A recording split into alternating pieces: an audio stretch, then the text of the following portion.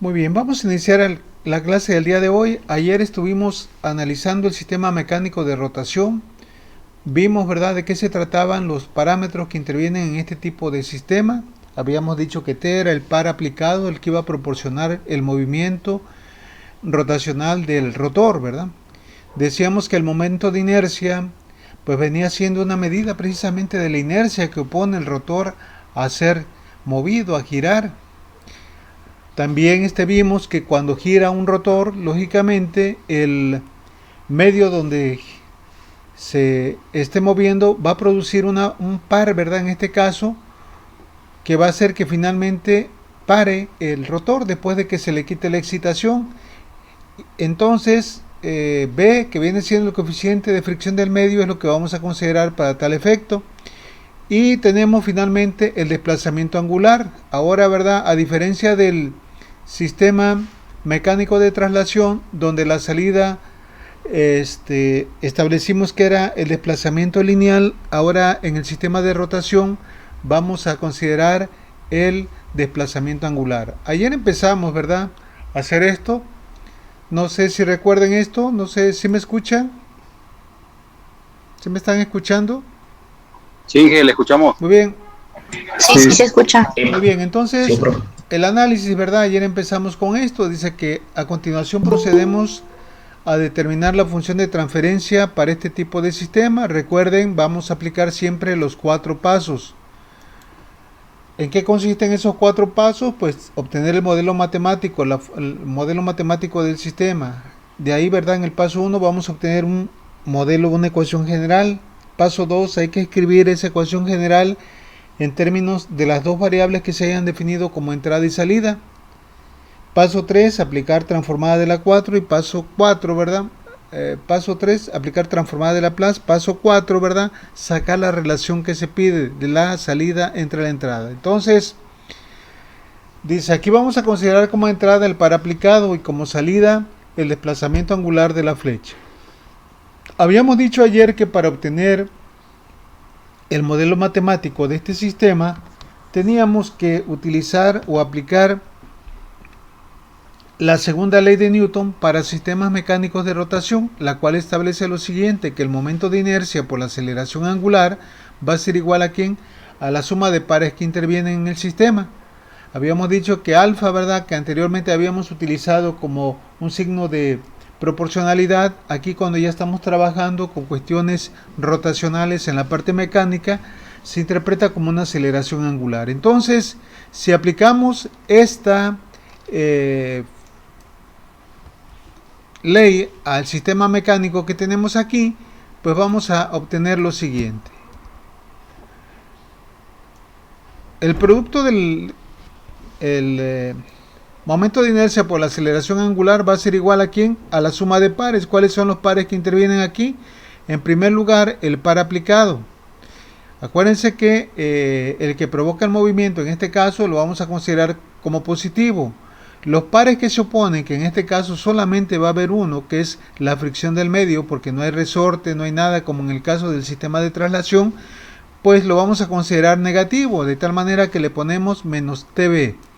Luego lo que hicimos, pasar este término negativo al lado derecho, y ya nos queda de esta manera, donde TB pues va a ser el par que opone el medio.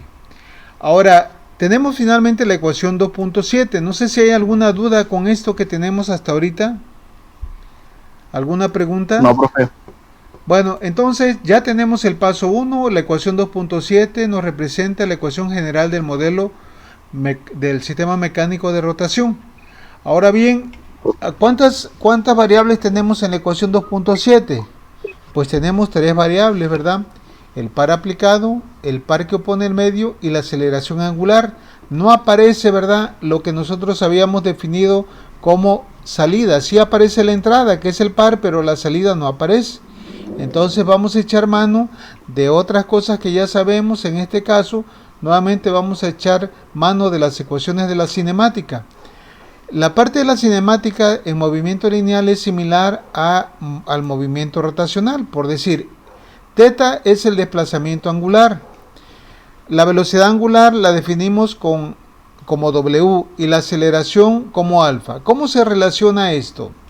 ¿Cómo se relaciona la velocidad angular con el desplazamiento angular? De una forma muy semejante a lo que es a las relaciones que sacamos con el movimiento lineal. Fíjense bien aquí. Disculpe, dime. nomás para comentarle si ya estaba grabando la sesión. A ver, espérenme tantito. Sí, ya estoy. Ok. Ok. Bueno, entonces, aquí, ¿verdad? El desplazamiento lo vamos a medir, ¿verdad? ¿Cómo se mediría el desplazamiento? Posiblemente con un... ¿Cómo se llama este aparato para medir los grados? Los que vienen en el juego de geometría, ¿cómo se llama? Transportador. Un transportador, ¿verdad? Nosotros sabemos que un radián equivale a aproximadamente 59 grados. O sea, el desplazamiento angular se mide en radianes o en grados, no hay problema. Pero el desplazamiento me va a indicar el movimiento de la flecha de una posición a la otra. Pero, ¿cómo definiríamos entonces la velocidad? ¿Cómo definiríamos la velocidad de la flecha? Cuando la flecha empieza a girar o el rotor empieza a girar, pues el desplazamiento varía, ¿verdad? Va variando, va cambiando. Entonces, de acuerdo a las leyes de la cinemática, ¿verdad? La velocidad angular nosotros la podemos describir así, como la primera derivada del desplazamiento, es decir, la variación del desplazamiento con respecto al tiempo. Y ahora, ¿cómo podemos entender la aceleración aquí? Cuando se acelera un motor en el arranque, ¿qué pasa con la velocidad de la flecha? La velocidad de la flecha se incrementa, ¿verdad? Ahí tenemos una aceleración angular positiva. Si apagamos el motor, el rotor va a empezar a descender, la velocidad va a bajar hasta que se para. Ahí tenemos una aceleración negativa. De tal manera que la aceleración nosotros la podemos interpretar como la variación de la velocidad con respecto al tiempo. Matemáticamente la podemos escribir así, como la derivada de W con respecto al tiempo.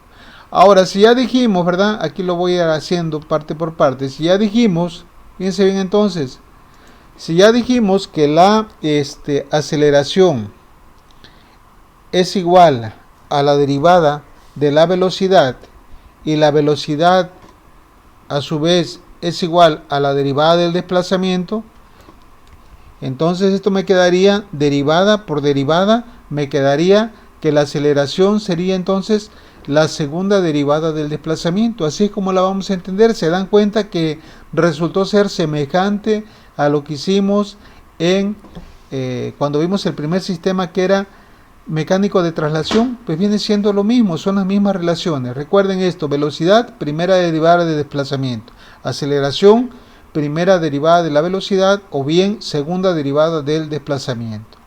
Entonces es algo que nos estorbaba aquí, ¿verdad? Ya pudimos escribir esta variable, la aceleración, en términos de la señal de la variable que habíamos considerado como salida, que es el desplazamiento.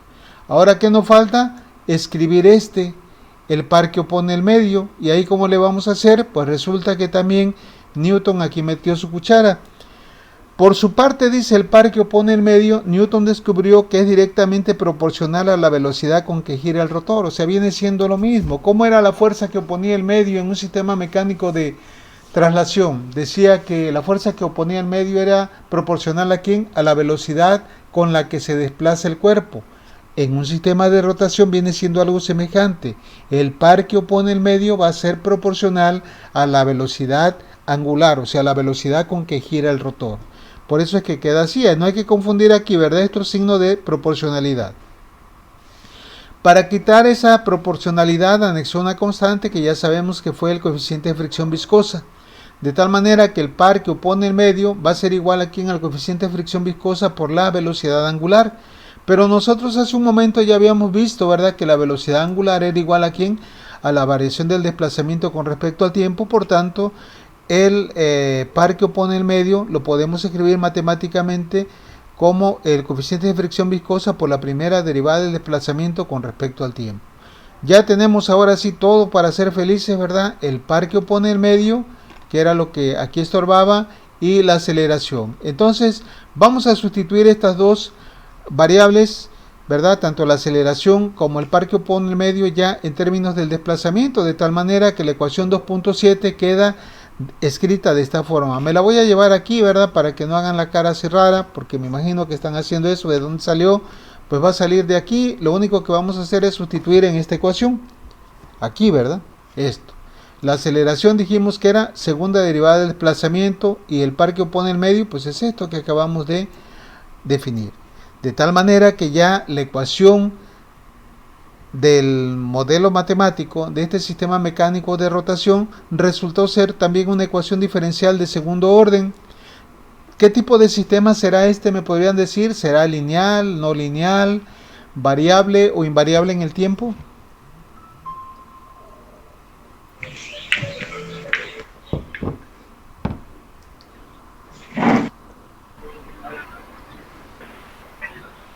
Sistema lineal, ¿no? Variable en el tiempo, ¿no? Tiempo, ¿no, profe?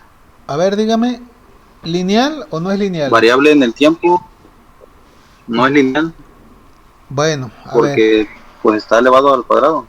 sí, pero esto no quiere decir, esta es una notación de que no quiere decir que Es tenemos que elevar al exponencial. cuadrado. Esta es una notación que quiere decir que debemos de derivar dos veces. Muy diferente fuera de que Dos estuviera esto veces. así, Es lineal, ¿sí? Eso es otra cosa. invariable en el tiempo.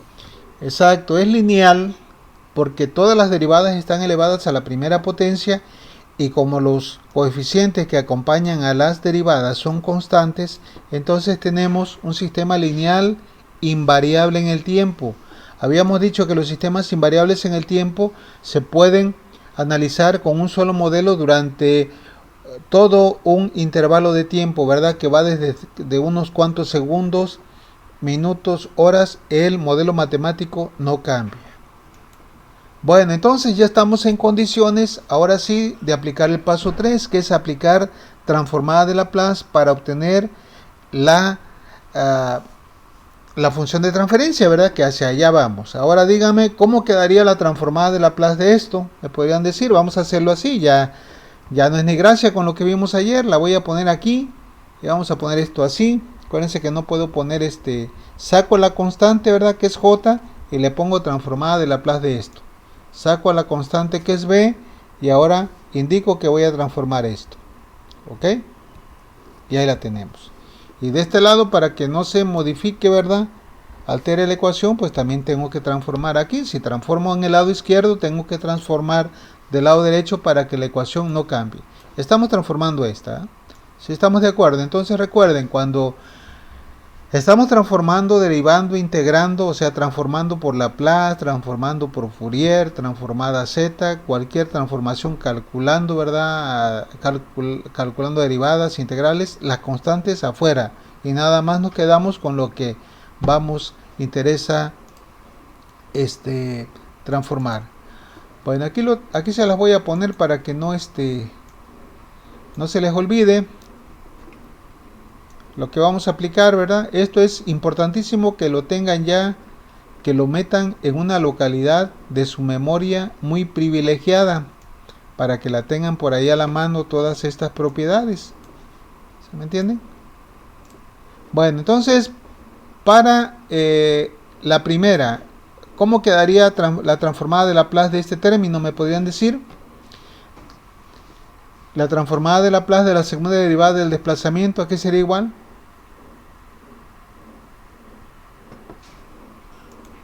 Pues quedaría J, que multiplica a ¿quién? Vamos a abrir aquí. ¿Sí me escucha? J a que multiplicaría a Z cuadrada, A ¿no? S cuadrado. S S cuadrada, cuadrado. ¿verdad? S al cuadrado. A ver, chihuahua, espérame. S al cuadrado. ¿Por quién?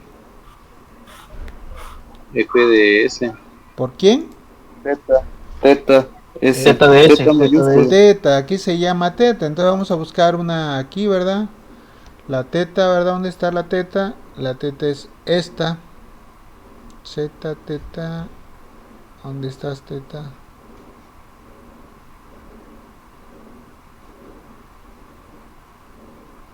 Esta es la teta. Teta de S, ¿ok? Y ahora dijimos ayer que los demás términos no se toman en cuenta porque son ¿qué? Condiciones iniciales. Entonces siempre nada más vamos a tomar cuando estamos, recuerden esto, estamos sacando una función de transferencia. Si quisiéramos resolver esta ecuación diferencial, entonces sí, posiblemente haya condiciones iniciales y hay que tomarlas en cuenta. Pero cuando no es el caso, no nos complicamos. Cuando es función de transferencia quedaría así. ¿Alguna pregunta hasta aquí? No, profe. Bueno, luego vamos a ver qué pasa. Continuamos con la otra parte, ¿verdad? Que sería más b que multiplica ¿a quién? S de teta. A S. A ver, la transformada de Laplace de la primera derivada de teta, ¿cómo quedaría? Pues S S por simplemente. teta de S. S por quién? Por teta de S. Teta de S. Aquí la voy a Teta de S. Vamos a copiar esta.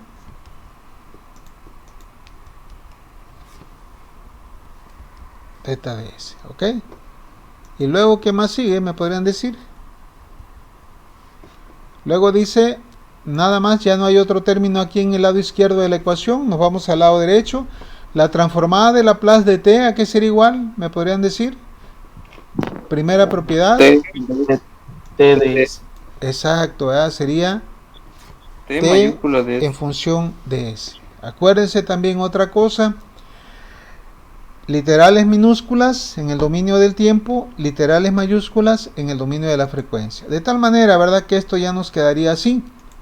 Ya quitando los paréntesis, nos quedaría J S al cuadrado por teta de S más BS por teta de S igual a T de S, ¿ok? Ahora, ¿qué podemos hacer a continuación? Pueden ver que en el lado izquierdo tenemos un factor común que es teta de S, entonces podemos factorizar. Si factorizamos, si quitamos a teta de S, ¿qué nos quedaría? JS al cuadrado más, ¿quién? BS, y todo esto multiplicado por ¿quién? Por teta de S, y esto va a ser igual a T de S. Ahí la llevamos, ¿ok? Esto que acabamos de hacer es lo que viene a continuación. Dice enseguida, ¿verdad? Aplicamos transformada de Laplace a la ecuación 2.8 considerando condiciones iniciales igual a 0. Aquí pongo las condiciones iniciales, ¿verdad? Es decir, aquí estoy aplicando esta propiedad. Esta de acá, ¿qué número es? La 4, ¿sí? Le puse esto y esto. Pero recuerden, se los hago ver aquí. Esto al final de cuentas lo despreciamos. Ustedes en la tarea, en el examen, ¿verdad? Pues lógicamente van a aplicar ya esto. No tiene caso que las pongan si las vamos a eliminar. Pero yo se las pongo aquí para que vean de dónde sale. Entonces esto fue para el caso de la segunda derivada. Este fue para el caso de la primera derivada. Y esto es para el caso de la entrada. Simplificando nos queda esto así, que fue lo que ya factorizamos aquí. Y ya una vez que nosotros tenemos esta ecuación, pues ahora sí vamos a sacar ya la función de transferencia, es decir, el cociente entre la transformada de Laplace de la salida con respecto a la transformada de Laplace de la entrada. La salida, recuerden que es el desplazamiento angular y la entrada es el par que produce el giro, el movimiento. Entonces, ¿qué podemos hacer? Como lo hicimos ayer, esto está multiplicando, pasa al otro lado dividiendo, quedaría teta de S igual a T de S entre JS cuadrada más BS. Y ya esto, ¿verdad? Que está multiplicando a 1, lo podemos pasar al otro lado dividiendo. Y finalmente hemos obtenido aquí ya la función de transferencia de este sistema mecánico de rotación. ¿Cómo la ven?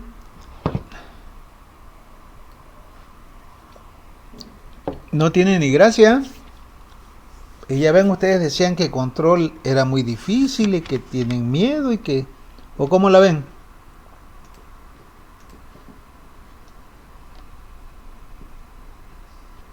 ¿Se me escucha? Sí, profe. Sí. ¿Está papita? Sí, profe, estamos procesando. Fácil. Muy bien. Muy Bueno, bien, muy bien. vamos entonces a continuar. Aquí quisiera sacar información de esto. ¿Me podrían decir de qué orden es el sistema? Ayer lo vimos. De segundo orden. Exacto, acuérdense que dependiendo del grado del polinomio del denominador es el orden del sistema. Si el denominador es de segundo grado, quiere decir que el sistema es de segundo orden. ¿Cuántos polos va a tener? ¿O cómo Dos quedaría polos. la ecuación característica? ¿A qué sería igual? ¿Qué dijimos que era la A ecuación? j de s cuadrada más bs igual a 0. Exacto, el denominador igualado con 0. ¿Cuántas raíces vamos a tener aquí? Pues vamos a tener 2 raíces, es decir, 2 polos. ¿Cómo podríamos calcular las raíces o los polos de este sistema? Pues aquí puedo factorizar por s, ¿verdad? Si factorizo por s me quedaría js más ¿quién? Más b, ¿verdad? Igual a ¿quién? A 0. Y ya de aquí puedo sacar la primera raíz. Vamos a suponer que este es el polo 1. Vamos a llamar el polo 1 acá. Y a este le vamos a llamar el polo 2. Si yo quiero despejar el polo 1, ¿cómo quedaría? Si quiero despejar el polo 1, pues hago esto. Aquí no es necesario aplicar la fórmula general de segundo grado, ¿eh? Simplemente agarro esto, lo quito de acá para que me lo deje solito, ¿verdad? Así. Y ahora esto que estaba aquí multiplicando pasaría dividiendo, es decir, 0 dividido entre js cuadrada, que va a ser igual a 0. Quiere decir que el primer polo vale 0, va a estar en el origen del plano complejo. Ahora, para despejar el polo 2, ¿qué tengo que hacer? Pues algo semejante. Ese uno que me estorba, ¿verdad? Lo voy a quitar de acá y lo voy a pasar acá al segundo miembro. Como estaba multiplicando, pasa dividiendo. ¿Y esto a qué va a ser igual? A 0. De tal manera, ¿verdad? Que ya vemos que esto es igual a ¿quién? A 0 ahorita, hasta ahorita. Ahora, ¿qué hago para despejar a S2? Pues hago lo siguiente. J por S2. Paso a B del otro lado. Va a ser negativo. Y finalmente, ¿verdad? Esto va a ser igual a lo siguiente. Este J que está multiplicando pasa dividiendo acá para que esto me quede finalmente de la manera siguiente. Ahí tenemos entonces los dos polos. Uno vale 0 y el otro vale menos B sobre J. ¿Alguna pregunta hasta aquí? Esto es álgebra, ¿verdad? No, profe. Muy bien. Bueno, entonces vamos a dejar ahorita por el momento la parte mecánica. Ya en el segundo tema, porque estamos apenas en el tema 2.1. En el segundo tema, cuando veamos sistemas análogos, vamos a retomar nuevamente los sistemas mecánicos.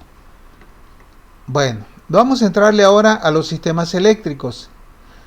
Los sistemas eléctricos, bueno, esto para que nosotros podamos entender los sistemas eléctricos necesitamos cierto aprendizaje requerido, ¿verdad? Lo que ya vieron ustedes ya llevaron circuitos 1, circuitos 2, electrónica, o sea, están al puro centavazo. Entonces lo único que vamos a hacer es aplicar algo de lo que vieron ahí para obtener la función de transferencia. Bueno, los sistemas eléctricos, ¿verdad?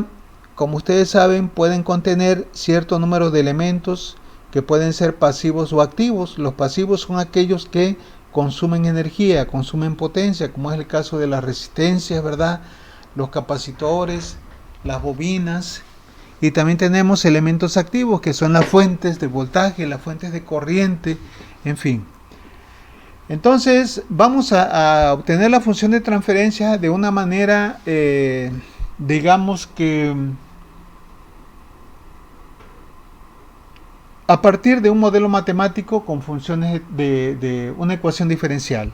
Es lo primero que vamos a hacer. Posteriormente vamos a ver otra forma de obtener funciones de transferencia de circuitos eléctricos de una manera más fácil, es decir, mediante impedancias complejas.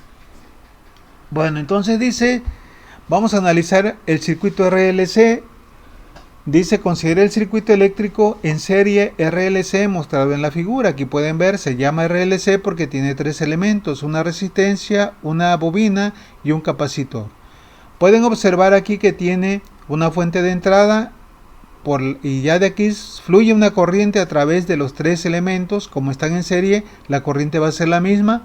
Y vamos a considerar que tenemos un voltaje de salida EO, EI, voltaje de entrada de I de inlet voltaje de salida EO de outlet, ¿verdad? Así se maneja porque esto generalmente, ¿verdad?, nos llega allá de los gabachos del otro lado. Entonces, el voltaje de salida va a ser el voltaje que vamos a tener en las terminales del capacitor. Bueno, vamos a sacar una función de transferencia, pero aquí, ¿verdad?, vamos a sacarla dependiendo de lo que queramos nosotros analizar.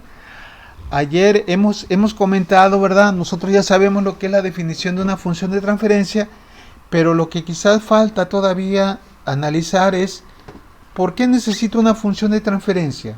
Pues ya sabemos que una función de transferencia se considera un modelo matemático del sistema en el dominio de la frecuencia. Habíamos dicho ayer que si tengo la función de transferencia, puedo analizar el comportamiento de la salida para diferentes entradas. Pero realmente, ¿qué salida necesito? ¿Qué? Una función de transferencia la voy a obtener cuando yo quiera analizar cierta salida. ¿Ustedes me podrían decir cuál podría ser la salida en este sistema? Pues la entrada, aquí no hay problema, va a ser el voltaje aplicado al circuito, pero la salida, ¿cuál podría ser? ¿Me podrían decir? La corriente, profe. La corriente generada. Puede también ser el voltaje o la carga en la salida.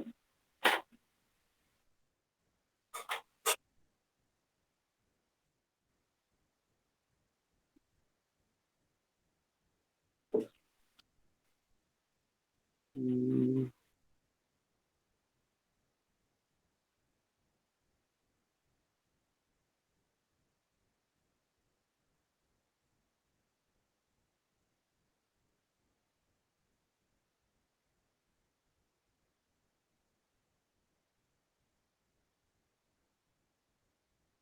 La caída de voltaje, profe.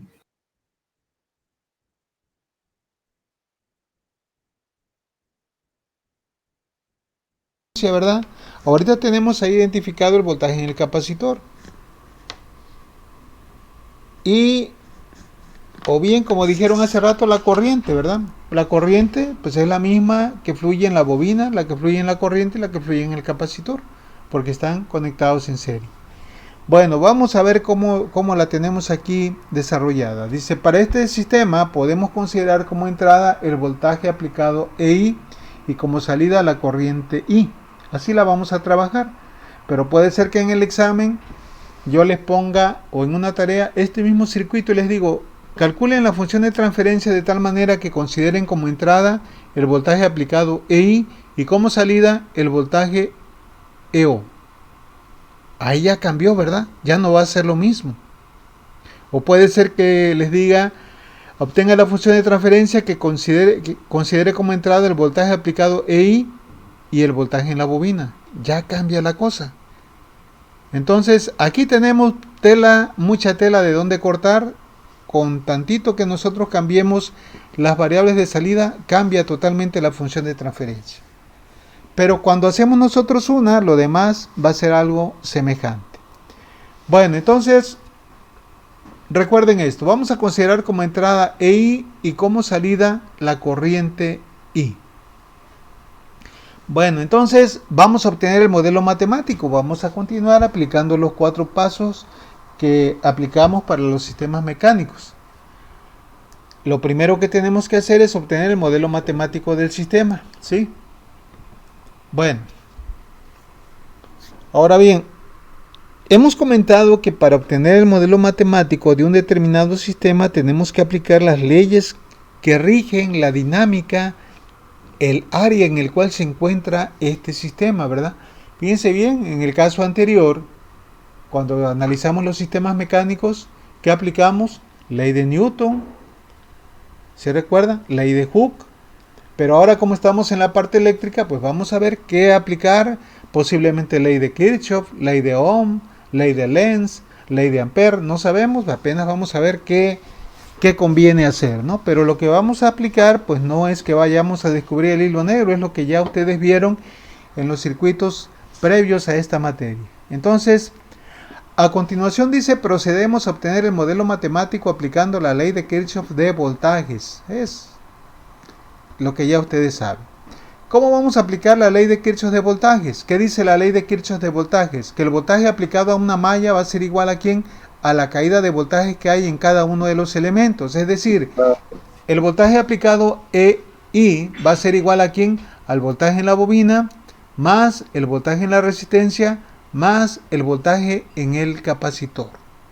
¿Estamos de acuerdo? Entonces, esta es la ecuación general del modelo, ya la tenemos, fíjense bien, así de facilito fue sacar el modelo, la ecuación general del modelo, aplicando la ley de Kirchhoff de voltajes. No sé si hay alguna duda con esto. Acuérdense que Kirchhoff tiene dos leyes, la ley de corrientes y la ley de voltajes. Ahorita estamos aplicando ley de voltajes. Por ahora no, dije. Muy bien, pero ahora hay que ver esto otra cosa, ¿verdad? Aquí tengo una ecuación, la ecuación general del modelo. Por lo general nunca queda en términos de las variables que me interesan. ¿Cuáles son las variables que me interesan? Las que haya yo considerado como entrada, que es I, esta sí aparece. Pero la que consideré como salida, que es la corriente I, no aparece. Entonces, ¿qué vamos a hacer? Como lo hicimos con los sistemas mecánicos, vamos a escribir el voltaje en la bobina, el voltaje en la resistencia y el voltaje en el capacitor, nuevamente, ¿verdad? En términos de quién, pues de la corriente, y para ello vamos a estar aplicando otras leyes, otros principios. Entonces, síganme por favor aquí. Dice, se escribe el modelo matemático en términos de las variables de entrada y salida. Enseguida es necesario escribir la ecuación del modelo en términos de las variables de entrada y salida. Para el voltaje, dice, en la resistencia aplicamos la ley de Ohm. ¿Cómo podemos calcular el voltaje en una resistencia? Si tengo la resistencia y la corriente, pues aplico la ley de Ohm. ¿A qué sería igual el voltaje en la resistencia? Pues sería igual al producto de la resistencia, ¿por quién? Por la corriente. Ya, ahora sí, ya tenemos el voltaje en la resistencia en términos de quién? De I, que es la variable que me interesa. ¿Estamos de acuerdo ahí? No sé si hay alguna pregunta. No, profe. Ahora, ¿cómo podemos expresar el voltaje en una bobina? ¿Alguien que me diga por ahí?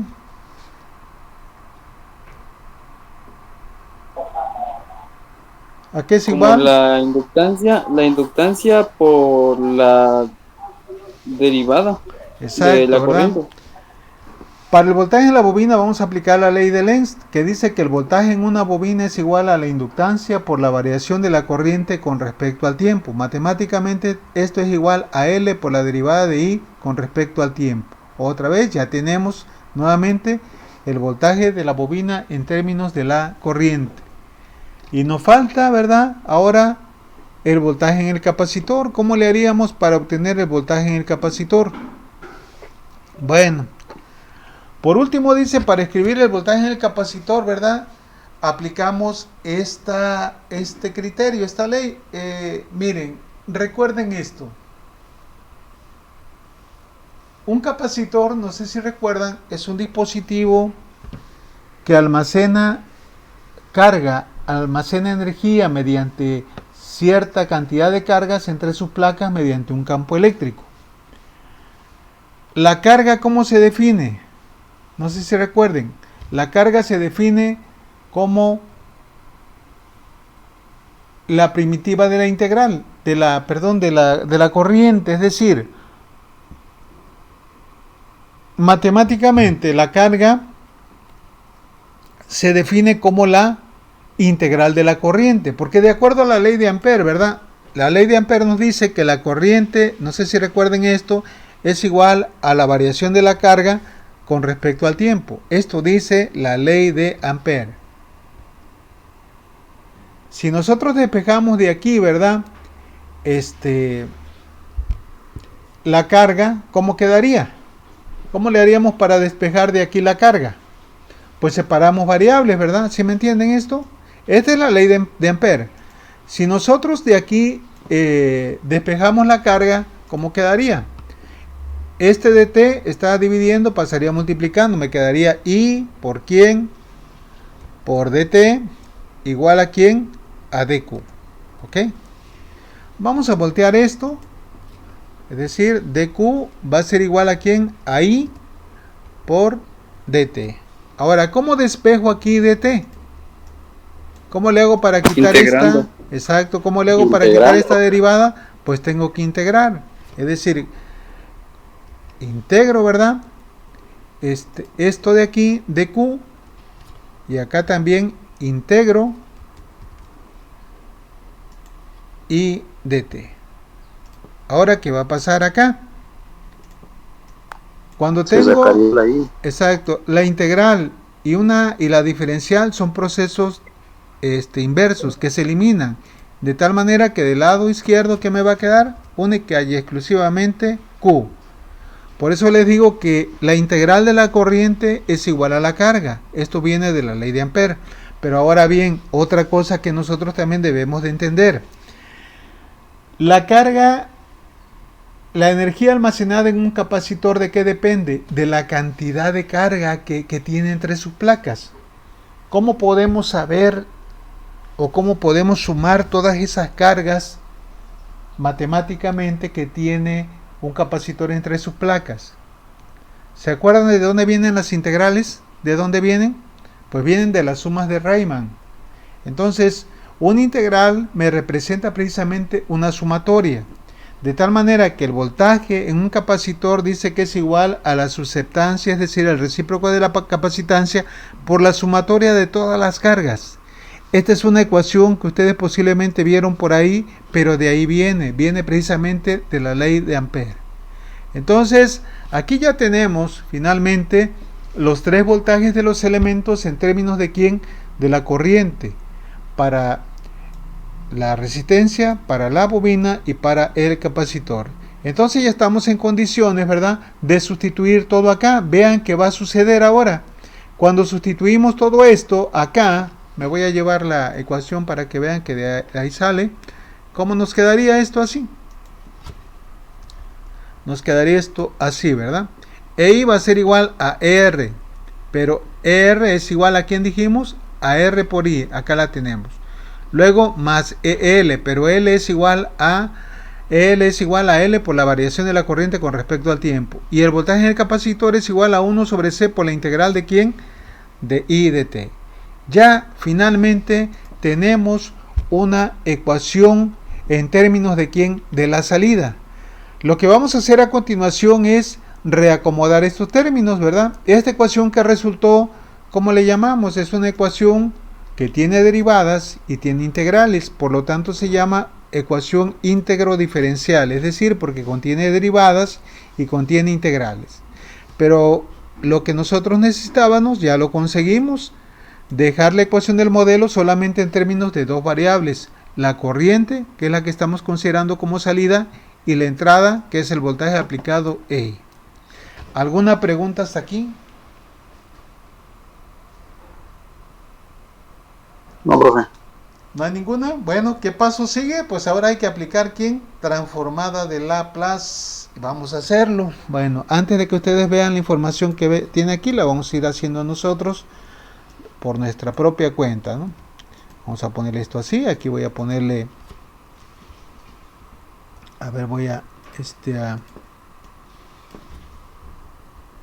así, ¿verdad? Y le pongo L. No se me vayan a confundir esta L con esta L, ¿verdad? Acuérdense que esta L de aquí es la inductancia, la primera, y la otra indica transformada de Laplace, nada más que no la puedo poner con otra, bueno, sí la puedo poner, pero se me modifica todo esto, a ver, porque se modifica todo.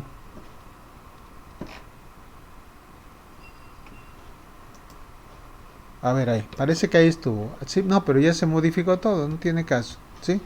Bueno, acá ¿cómo le hago? Pues ahora lo que voy a transformar aquí, ¿verdad? Va a ser solamente la corriente. Acuérdense que estamos sacando siempre las constantes fuera. Aquí la inductancia es un valor constante, la resistencia es un valor constante y el recíproco del capacitor también es un valor constante. Entonces, ahí la tenemos. Y acá también tenemos que obtener la transformada de Laplace de la integral simple de I. Y acá, para que no se modifique la ecuación, calculo la transformada de Laplace del voltaje aplicado. Ahí tenemos ya indicado, ¿verdad?, lo que vamos a hacer. No sé si hay alguna pregunta, alguna duda con esto hasta ahorita, con lo que llevamos.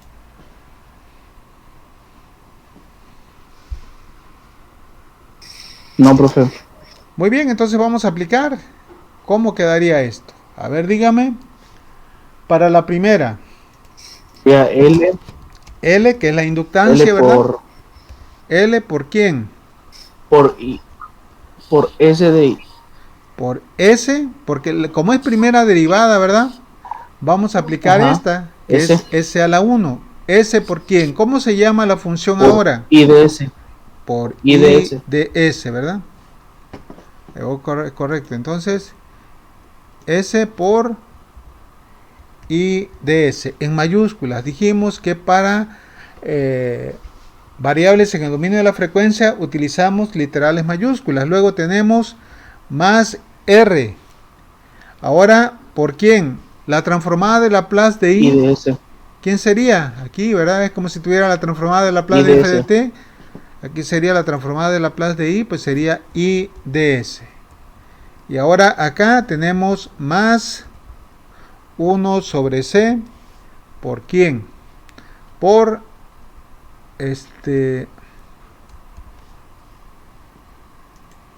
la transformada de Laplace de quién? De la integral simple. ¿Dónde vamos a encontrar esto? Pues vamos a ver aquí en propiedades. Pueden ver que la tenemos aquí donde en la parte, en la propiedad número 6. Si ya lo pudieron ver, lo voy a hacer en grande aquí para que no haya bronca. Aquí tenemos, ¿verdad? La transformada de Laplace de la integral simple. Acuérdense que cuando integramos una sola vez se llama integral simple. Si tenemos dos integrales, una culebrita y otra, se dice integral doble, integrales triple, lo que vieron ahí en mate 2. Y esta es integral a la n. Pero no va a suceder esto. Vamos a trabajar solamente con integrales simples posiblemente. Pero ¿a dónde vamos? Vamos a lo siguiente. Dice que en este caso, ¿verdad? Cuando calculamos la transformada de Laplace de la integral de una función, el resultado va a ser igual a ¿quién? A la función transformada, pero ahora dividida entre S. ¿Qué pasaba cuando calculábamos la transformada de Laplace de la derivada de una función? Dijimos que era igual a ¿quién? A la función multiplicada por ¿quién? Por la variable S. Pero cuando estamos integrando, va a ser la función transformada, pero dividida entre S. Y ahora todavía lo que sigue entre 1 sobre S por la integral en t igual a 0. ¿Qué será esto de t igual a 0? Pues son condiciones iniciales. Es decir, todo lo que está después de acá, como es este caso, ¿verdad? Todo no lo vamos a considerar, son condiciones iniciales. Entonces, nada más vamos a tomar esta parte. No sé si hay alguna pregunta, alguna duda con esto. No, profe. ¿No? Entonces, ¿cómo quedaría la integral, la transformada de Laplace de la integral de la corriente? Dígame. Sería I de S entre S. Exacto, ¿verdad? I de S. Todo esto dividido entre S. Y ya esto va a ser igual a ¿quién? A la transformada de Laplace de EI. ¿Cómo quedaría la transformada de Laplace de EI? Pues simplemente, ¿verdad? EI, función de ¿quién? S. De S. Y ahí la tenemos. ¿Cómo la ven? ¿Qué resultó ser esto? Bueno, lo que resultó es esto. Voy a quitar este paréntesis. Nos quedaría L por S por I de S, ¿verdad? El primer término más R por I de S más 1 sobre C. ¿Por quién?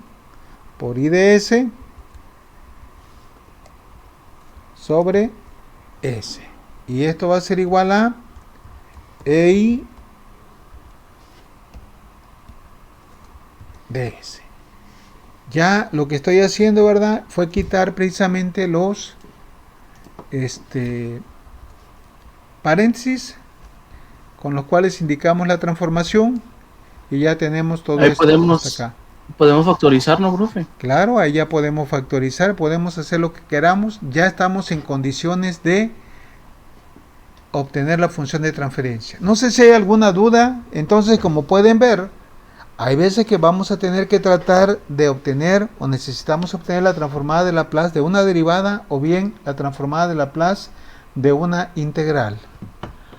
¿Preguntas hasta aquí? Bueno, esto que acabamos de hacer aquí viene, ¿verdad? Dice, aplicamos la transformada de Laplace a la ecuación 212, que fue la anterior. Aquí ya viene mejor expresado. Aquí dice, aplicamos las propiedades de la transformada de Laplace. Para la primera derivada es esta, para la integral es esta, lo que ya vimos, ¿verdad? Producto para las derivadas, cociente para integrales. Entonces se realizan, aquí ya quedó, ¿verdad? Para la primera derivada de I quedó S por I de S menos I de 0, que es condición inicial. Para la que estaba sola, que era el voltaje en la resistencia, quedó R por I de S. Y para el capacitor 1 sobre C por la integral de I de S sobre S igual a EI de S. Y ya se factoriza y nos queda esto así. Hasta ahí vamos. No sé si hay alguna duda con lo que acabamos de hacer. Era lo que me recomendaban ahorita, ¿verdad? Que aquí se podía factorizar. Claro que sí, ¿verdad? Se puede factorizar I de S porque es un factor común de los tres términos del lado izquierdo. Entonces, es lo que se hizo acá. Se sacó I de S y nos queda LS más R más 1 sobre C por S, todo ello multiplicado por I de S igual a EI de S. ¿Dudas que tengan hasta ahorita? ¿Nos las echamos de una vez? Bueno, podemos hacer lo siguiente, aquí podemos sumar estos tres términos. Hagan de cuenta que esto es como si tuvieran esto así, ¿verdad? A ver, si quiero sumar estos tres términos, pues tengo que sacar un mínimo común denominador. Hagan de cuenta que esto está dividido entre ¿quién? Entre 1, ¿verdad? Entre 1. Y el mínimo común pues sería el producto de todo esto. 1 por 1 por CS, pues quedaría CDS. Ahora vamos a dividir CDS entre 1 a CDS, que multiplica a LS. ¿Cómo quedaría? L de C.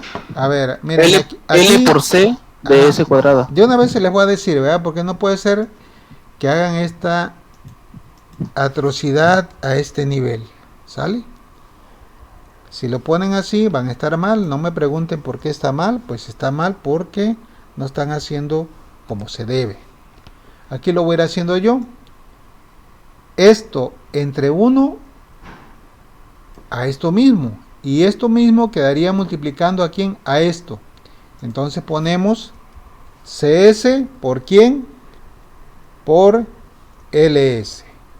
Y algunos me lo dejan así. Esto si me lo dejan así va a estar mal. Ahorita lo voy a ir haciendo y lo vamos a recomponer. Luego más esto entre 1 otra vez a esto mismo. Quiere decir que R va a quedar multiplicado por quién, o mejor dicho, CS va a multiplicar a quién, a R. Por R. Y luego esto, entre esto a 1 multiplicado por 1, pues quedaría 1 arriba, más 1. Ahora bien, de aquí, ¿cómo debemos de poner este resultado? Pues lo tenemos que poner de esta manera, fíjense bien. Sería bueno poner así esto, CS, LS, así me lo dejan. Si están así va a estar todo malo, ¿sí? Entonces acostúmbrense a hacer las cosas bien. Si no lo entienden, agarren el libro de Baldor, que dice Baldor, primeramente se ponen los coeficientes. ¿Quiénes son los coeficientes? Las constantes. Puede quedar CL, aquí no hay problema, o lo más propio sería LC. Y ahora tengo S por S, que me va a dar S al cuadrado, ¿ok? Ahora más, acá que tengo R por C, pues me va a quedar RC, primeramente las constantes y luego la variable. Y finalmente más 1, todo esto entre quién, entre C, S, que es precisamente lo que tengo aquí, esto. Todo ello va a estar multiplicado por lo que previamente factorizamos, que era I de S, ¿sí? I de S, y ya nos quedó así. Pues ya estamos ahora sí en condiciones de obtener la función de transferencia. ¿Cómo le haríamos? Acuérdense que la función de transferencia se trata de obtener ¿quién? Salida entre entrada. Es decir, yo quiero que del lado izquierdo me quede la salida I de S entre la entrada e I de S. Pues vamos a empezar a mover términos. Esto que está dividiendo del lado izquierdo va a pasar multiplicando del lado derecho. Aquí ya lo hice un poquito más directo. Y esto que está dividiendo, ¿cómo pasaría? Esto que está multiplicando pasa dividiendo. ¿Sí me entienden o no son capaces de? ¿Mande? Sí. Ok, Sí, se los voy a ir entiende. haciendo, se los voy a ir desparpajando, como se dice ahí comúnmente. Bueno, esto, ¿verdad? Que está dividiendo, ¿cómo lo paso? Lo pasaría multiplicando acá, ¿sí? Y queda esto así. Ahora, queda esto así, ¿verdad? Ahora, esto que está multiplicando, ¿cómo pasaría? Bueno, al siguiente. Lo dejamos así.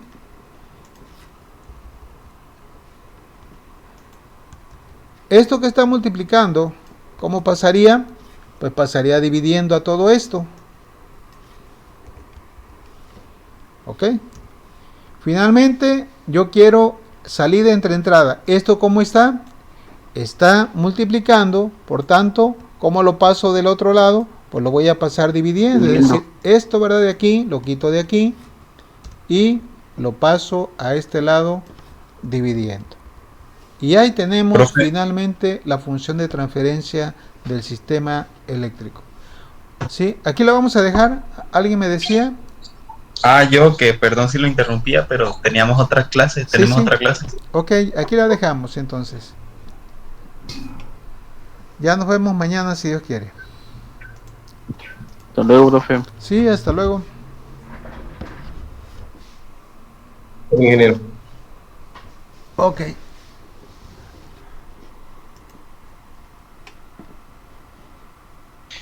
Que lo podría subir también.